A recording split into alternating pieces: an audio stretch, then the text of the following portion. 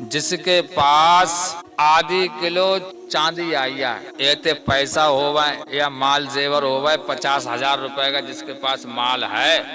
اور وہ اس کا مالک ہے تو اس پہ قربانی کرنا ضروری ہوئی ہے۔ جس میں 50,000 روپے کا مال ہے، جیوری ہے 15,000 کی، کنڈل ہے 25,000 کے، 40,000 ہو گئے، انگوٹھی ہے 10,000 کی، 50,000 ہو گئے، تو سمجھ لو بابا قربانی کرنا واجب ہے۔ جیسے بہت سی بیٹیاں ہوتی ہیں، لڑکیاں ہوتی ہیں تو اپنا مال زیور بنوا کے اپنا دھل لیتی ہیں، مالک ہے ہم نے بنواؤ، اپنا کام کر کے بنواؤ، تو سمجھ لو تو ان پہ قربانی کرنا واجب ہے، اگر نہ کریں گی تو گنہگار ہوں گے۔ اللہ تعالیٰ فرماتا ہے جو لوگ اللہ کے عطا کردہ مال میں بخل کرتے ہیں، بخل کہتے ہیں کنجوسی، اللہ نے مال عطا کیا اور ہم اللہ کی راہ میں خرچ نہ کریں، یعنی زکوٰۃ کے مستحق ہو گئے، زکوٰۃ ہم پر فرض ہو گئی اور ہم نہ نکالیں، اور اگر ہم پہ پیسے ہیں تھوڑے بہت ہیں پھر بھی ہم صدقہ وغیرہ نہ کریں، کسی کی مدد نہ کریں، وہ بھی اس میں داخل ہے بخل یعنی کنجوسی میں۔ تو اللہ تعالیٰ فرماتا ہے جو لوگ اللہ کے عطا کردہ مال میں کنجوسی کرتے ہیں، اللہ کی راہ میں خرچ نہیں کرتے، وہ اپنے لیے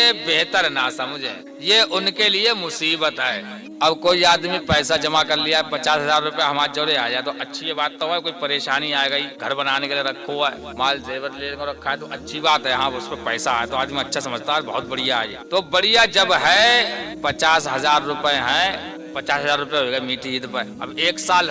کے بعد پھر دیکھیں ہم میٹھی عید پہ کہ ہمارے پاس 50,000 ہیں کہ نہ آئے، اگر پھر تمہارے پاس 50,000 ہیں یا تم نے مال لے لیا تو بامائی سے 50,000 روپے میں سے 1250 روپیہ نکال کے کسی غریب فقیر کو دے دو، تو 50,000 روپیہ میں سے 1250 روپیہ کا زیادہ مہنگے ہیں کا زکوٰۃ لے کرے گی، اور تم بے نہ لے کرے تو 1250 کا 1000 میں سے بیمار ہم چلے جائیں گے۔ تو یہ فرمایا جو اللہ کے عطا کردہ مال میں کنجوسی کرتے ہیں، زکوٰۃ ادا نہیں کرتے، وہ اسے اپنے لیے بہتر نہ سمجھے بلکہ یہ ان کے لیے مصیبت ہے۔ ان قریب وہ مال قیامت کے دن ان کو طوق پہنائے جائیں گے، وہ مال کا طوق بنایا جائے گا بہت بڑا سا اور ان کے گلے میں ڈال دیا جائے گا۔ ہم نے عید پر ہمارے 50,000 روپے آئے تو ہم نے لکھاتے ہیں وہاں میں 1250 روپے کسی فقیر کو یا غریب کو ہم نے یا مدرسہ میں بتائی جائے۔ جب اگلی سال آئے گی نا تمہاری اگلی عید آئے گی، اگلی عید پر تم دیکھو گے پیسہ تو تمہارے 50,000 سے زیادہ ہو جائیں گے، کم نہ بیٹھیں گے جائے گے، اور ہر سال تمہارے حساب و لاگت رہا ہے ہمارے جو کہ تو مال ہے کہ تو پیسہ ہے۔ تو یہ زکوٰۃ جو ہے مال کم نہیں ہوتا ہے، جیسے کیسے کم نہ ہوتا ہے، جیسے بار تم جیتے ہی بالک کی گنجی کراؤ گے ہوتے ہی بار زیادہ جمائیں گے، برسین جیتی ہے کاٹو گے ہوتے ہی تمہاری برسین زیادہ جمائے گی۔ تو ایسے ہی اللہ تعالیٰ کا مال ہے، جتنی اللہ کی راہ میں خرچ کرو گے اتنی اللہ تعالیٰ بڑھائے گا۔ اب ایک بات اور سن لو، اب تربوز چل رہا ہے، خوب چل رہا ہے، تربوز ہمیں تو بڑے لے کے آئے 2 کلو کو، اب باقی 20 روپیہ دے کے آئے، تربوز ہم کاٹ کے جب کھائیں گے تو کیا تو لے کر آئے گو، 2 کلو میں 2 کلو لے کر آئے ہوگا، 1 کلو لے کر آئے گو، 1.5 کلو لے کر آئے گو، کھپٹا کیا کراؤ گے،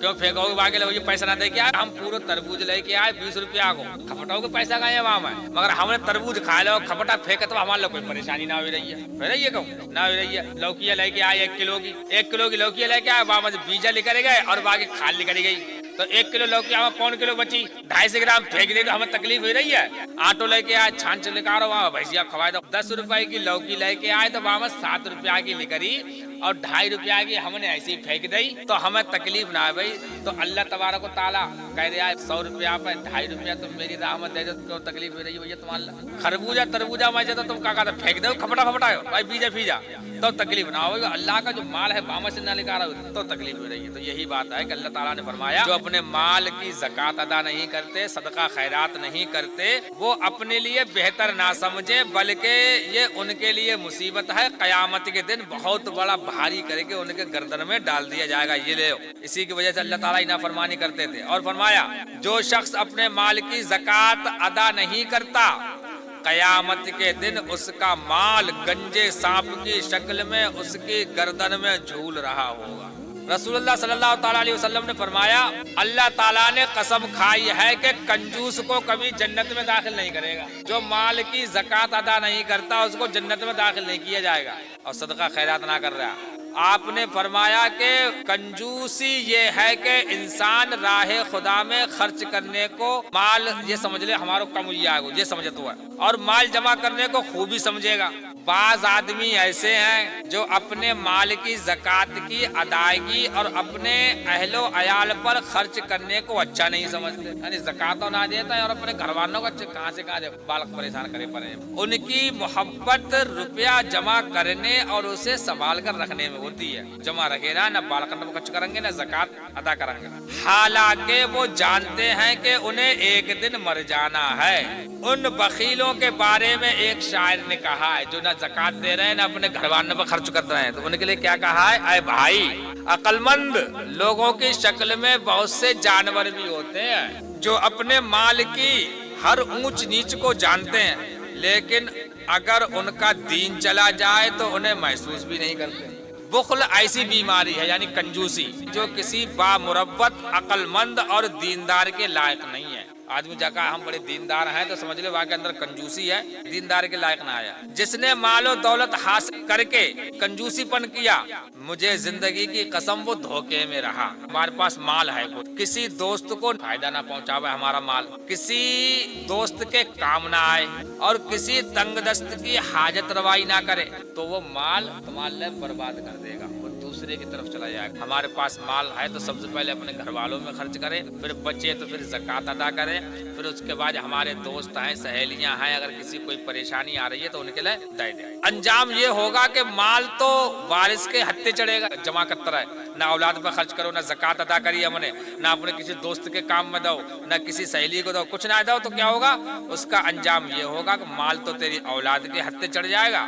اور بخیل یعنی کنجوس آدمی قیامت کی شرمندگی اپنے ساتھ لے جائے گا۔ اللہ تعالیٰ پوچھے گا ہم سے۔ یہ کہا کنجوس ہمیشہ اپنے مال کو اپنی اولاد کے لیے اکٹھا کرتا اور اس کی حفاظت کرتا رہتا، اپنا مر کے چلو جائے، فری میں جو چیز مل جاتی ہے نا اولاد ایسی اڑا دیتی ہے واقعی۔ حضرت یحییٰ علیہ السلام نے پوچھا تجھے کون سا آدمی پسند ہے؟ شیطان سے پوچھا، شیطان تجھے کون سا آدمی اچھا لگتا ہے تیرا دوست، کون سا ناپسند ہے؟ کس آدمی کو تو پسند کرتا ہے، کس آدمی کو ناپسند کرتا ہے؟ مجھے ایمان والا، ایماندار ہے، صحیح ہے، کلمہ پڑھنے والا،